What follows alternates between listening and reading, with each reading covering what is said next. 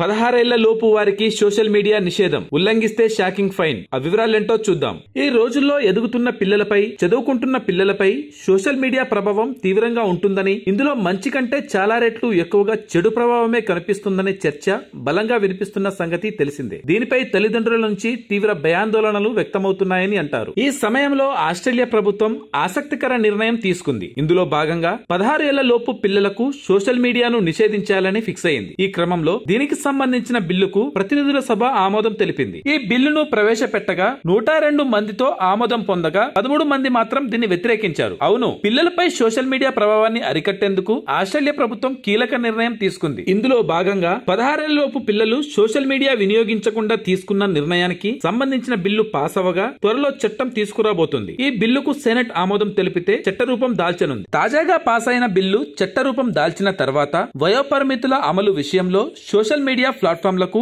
ఏడాది పాటు సమయం ఇవ్వనున్నారు. అంటే 12 నెలల్లో ఈ సోషల్ మీడియా ప్లాట్ఫామ్స్ వీటిని చిన్నపిల్లలు వినియోగించకుండా మార్పులు చేర్పులు చేయాల్సి ఉంటుందన్నమాట. అయితే ఈ నిబంధనలు ఉల్లంఘిస్తే మాత్రం తీవ్ర చర్యలు తీసుకోబోతున్నట్టు అంటున్నారు. ఇందులో భాగంగా 50 మిలియన్ ఆస్ట్రేలియన్ డాలర్లు అంటే సుమారు 273 కోట్లు జరిమానా విధిస్తామని ప్రభుత్వం తెలిపింది. ఇది అమల్లోకి వస్తే ప్రపంచంలోనే తొలిసారిగా ఈ తరహా నిబంధనలు ఉన్న చట్టంగా ఇది నిలవనుంది. ఈ చట్టం Facebook, Instagram, X, tick talk, Snapchat, Reddit తదితర ప్లాట్ఫామ్స్ కు వర్తించనుందని అంటున్నారు. దీనిపై స్పందించిన ప్రధాని అటోనీ ఆల్బనీస్ తల్లిదండ్రుల నుంచి వస్తున్న ఫిర్యాదుల ఆధారంగా ఈ నిర్ణయం తీసుకున్నట్లు వెల్లడించారు. పర్యావరణానికి ప్లాస్టిక్ ఎంత పెనుముప్పు అనేది తెలిసిన విషయమే. ఎప్పటికైనా భూమిపై మనిషి మనుగడ ప్రశ్నార్థకంగా మారితే అందుకు గల కారణాల్లో ప్లాస్టిక్ కూడా ఒకటని అంటుంటారు. ఈ నేపథ్యంలో ఈ ప్రకృతిలో ప్రతి సమస్యకు పరిష్కారం ఉంటుందనే విషయానికి బలం చేరుస్తూ ప్లాస్టిక్ తినే బగ్స్ అంశం తెరపైకి వచ్చింది. అవును, ప్లాస్టిక్ వ్యర్థాలు పర్యావరణంపై నానాటికి భారంగా పెరుగుతున్న సంగతి తెలిసిందే. వీటి నిర్మూలనకు సరికొత్త పరిష్కారాలను కనుగొనాల్సిన అవసరం కూడా పెరుగుతోంది. ఈ సమయంలో కీటకాలను ఉపయోగించి ప్లాస్టిక్ ను భూమి నుంచి త్వరగా నిర్మూలించేందుకు